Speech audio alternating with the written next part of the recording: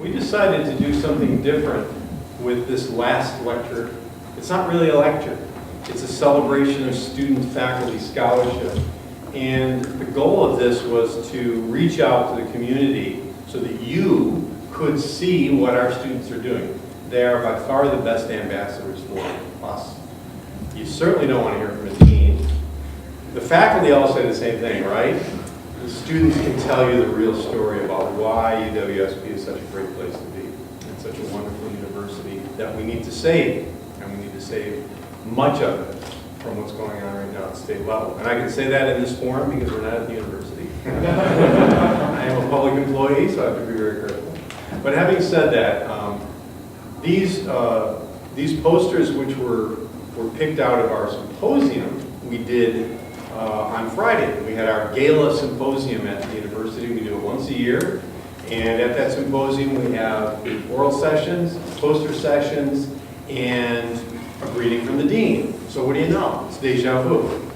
So having said all of that, what we're going to do tonight is we're going to have the students alone speaking. And they will speak for 8 to 10 minutes about their poster.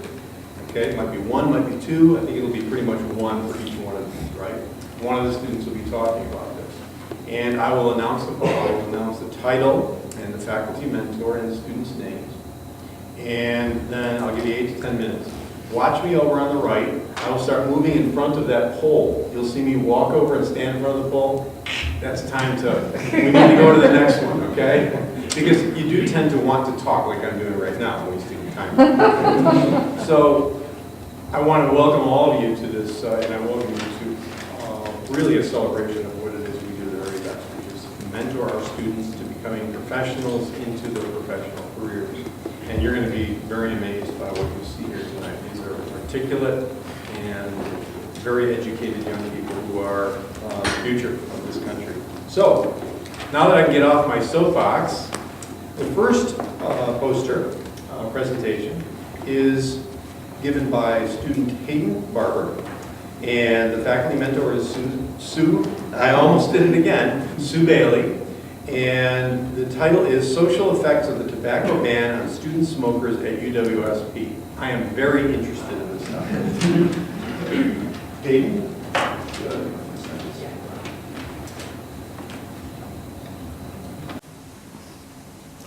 So some background on this. This was developed as a part of a research methods class. It came up as a proposal that I did, a mock proposal I did in Dr. Sue Bailey's class.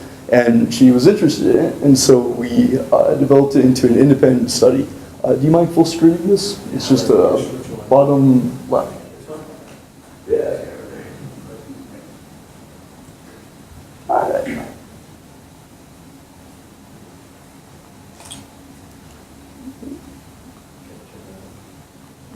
Oh, there's not one. Ah, I see. Ah, there we go. All right.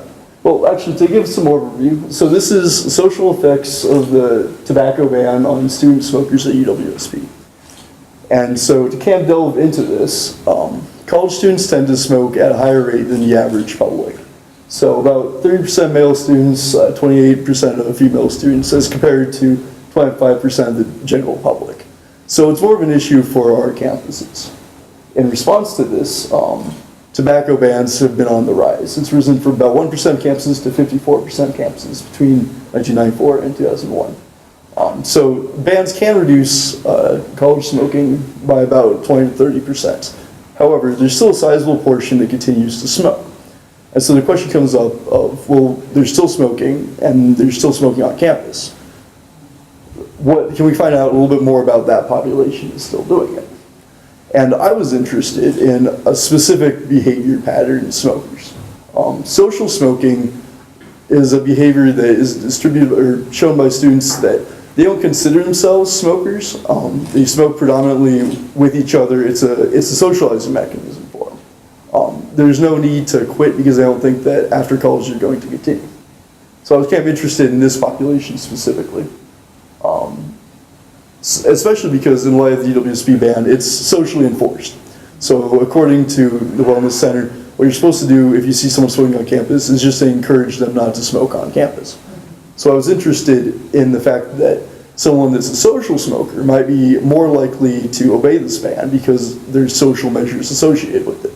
If you're trying to use smoking to socialize and you're getting negative feedback from that, you might be less likely to, or you might be more likely to obey the ban.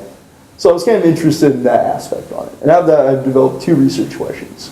One is, where have smoking locales changed since the start of the ban? Anecdotally, I used to live in Knutson, and there was a table that sat out front of Knutson, and people used to go out there to smoke. I had one friend actually picked it up because he wanted to join the table, but he didn't really know how to socialize with them. So he just went out there, bummed a cigarette, and he slowly picked up through that. And so I was interested to see what has happened to these locations of socialization following the ban. So that was the first research question. The second was, how do social smokers differ from regular smokers? In 2 ways. One, in the support or lack of support for the ban, and then 2, in their attempts to quit smoking. For instance, so if the ban's put in place, you just drop it altogether. So to do this, we developed a survey that was asking questions around these things. And then I had a map on the back of the survey that, if you look over at my poster, you can see a map of it. We'll look at it later on, asking people to respond to where they smoked on and around campus. The other thing that we developed was I walked around observing where there were cigarette butts around campus. And I was just going to look at those 2 things in tandem to see what smoking behavior looked like in terms of where people did it. All right, so the first research question. This is right across from the CCC. So this is Isidore and 4th Street. I thought this was kind of an interesting one because I was expecting to find locations. What I found was just kind of widespread smoking everywhere. So this is called accretion. It's looking for evidence that's built up, something that shows that behavior's taken place. And so here's the map. The purple lines represent areas where I found cigarette butts off campus. You can see there's a pretty unbroken line along Division Street. So if you walk along Division and you just can't scan back and forth, you'll see one every couple of feet. If you look on campus, though, it gets a lot more sporadic. You have to go, a dozen feet, 2 dozen feet to find some. So you can't see the dotted black line along Isidore right up there. Then what I did after walking around was I overlaid it with the responses that I got. Red stars represent people that are more self-reported social smokers. So people that said that they smoked with other people and it wasn't a habit for them. The green stars represent people that are regular habitual smokers and where they said they smoked. Given the sample size is a little small, but you can see that people that were social smokers were more likely to smoke the peripheries of campus rather than right in on the middle. One interesting thing I found was that if you look at the section of the dorms, right up here, it definitely decreases as compared to, say, down around the buildings.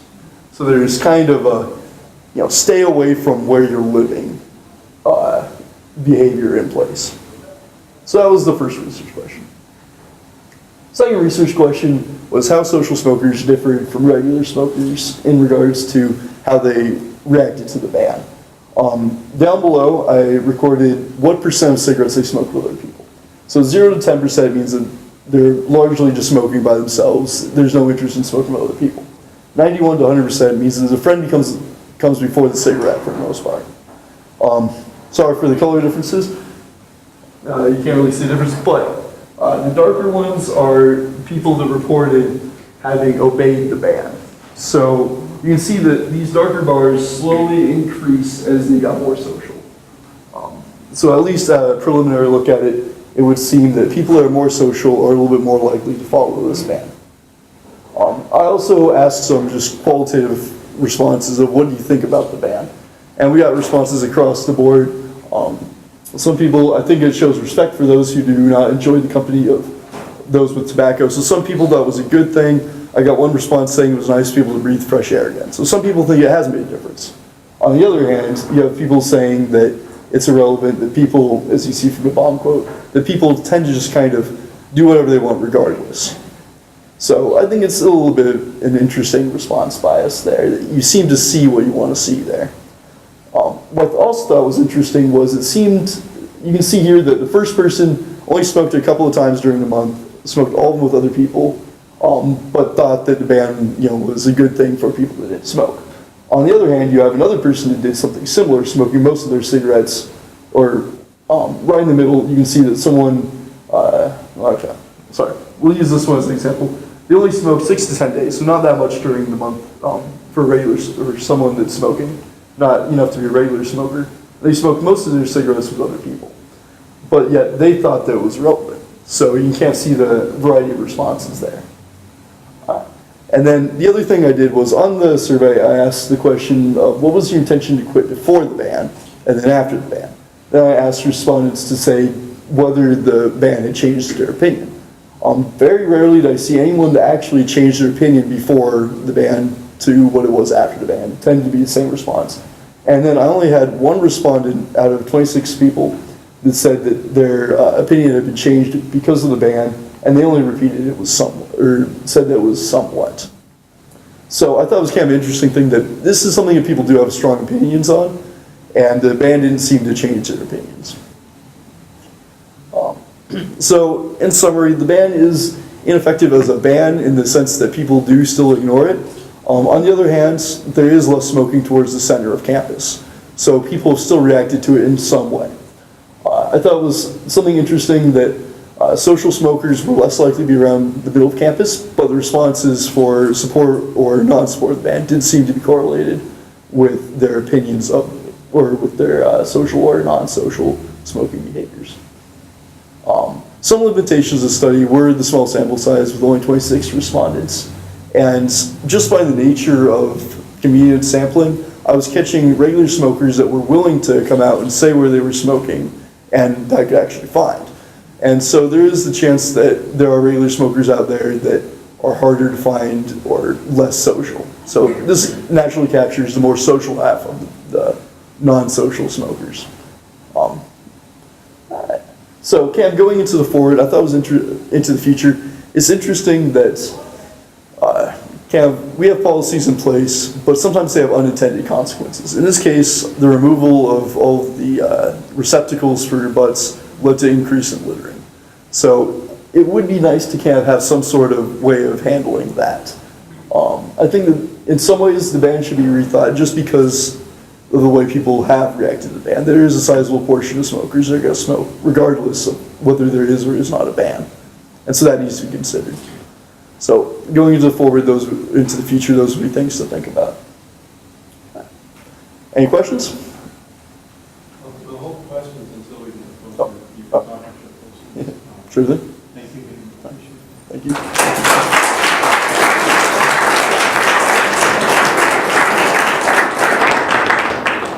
True confessions. I have felt like an outlaw at times in parking lot E on campus. I'm sitting there, I come out of work, I get in there, and I have a little thing that cuts down on my appetite, so I've lost 50 pounds in 6 years. Yes. I have a little pipe that I smoke. Not the kind you're thinking of. It's a tobacco pipe. So I sit there. The windows are all down. I'm like, I feel the police are going to come. Anyway, I think the idea of the ban is a really cool idea, and I really enjoyed the talk. Thank you very much, Amy. Our second speaker is Elliot Franczek. I hope I pronounced it correctly. Franczek? Anyway, in Polish, Stevens Point, right, you should know. And the faculty mentor is Aaron Davis. And in biology, I wanted to introduce Elliot, and he's going to talk about his poster, which is the characterization of ACE and ACTN3 genes in Division III college. So, Elliot.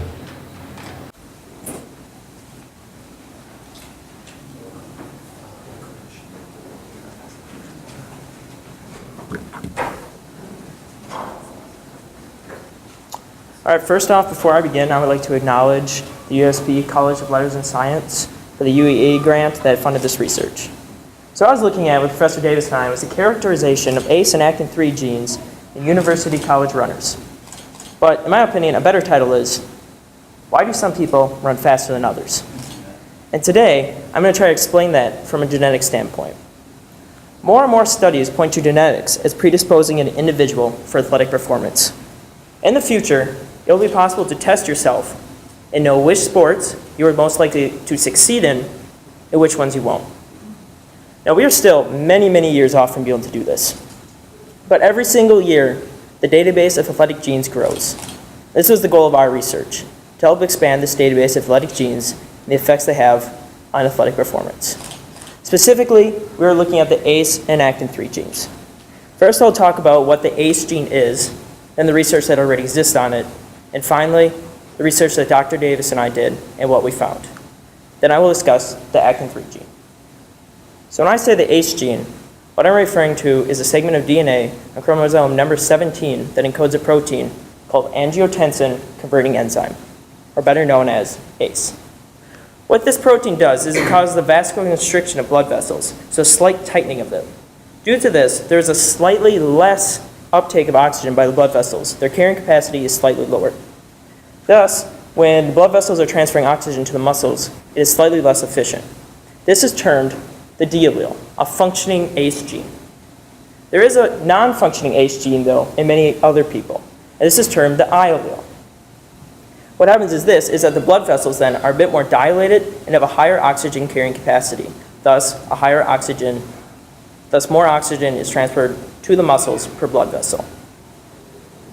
So, it's no surprise then that when you're running, you need to have the most oxygen uptake that you possibly have. And at the elite level, it's observed that the I allele is considerably overrepresented and the D allele is considerably underrepresented.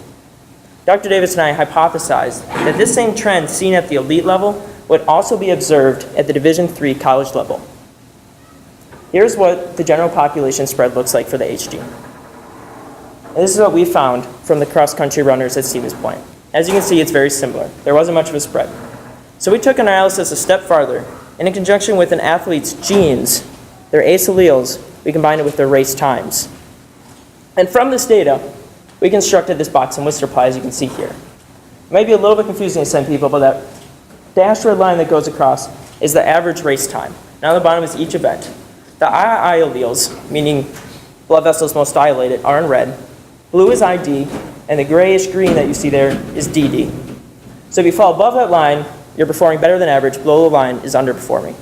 What we were looking at is, do the I individuals outperform the D individuals in distance events? In distance, when I say distance events, I mean 3K and above. So you can say a 3K, 5K cross-country race. We have data for it. And indeed, a trend is observed. People with the I allele tend to run faster and better than individuals with the DD allele. Now below this is not the case. As you can see for the 800, the I allele carriers are actually the slowest. It's because oxygen efficiency is more important over the long run than it is in the short run. So based on our data, the ACE gene is a good indicator of an individual's endurance running success.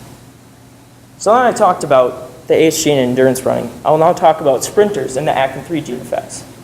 So actin-3 gene is found in chromosome 11 and it encodes a protein called alpha-actinin 3, or better known as actin-3. This protein's responsibility is to organize the fast-twitch muscle fibers of the skeletal muscle system.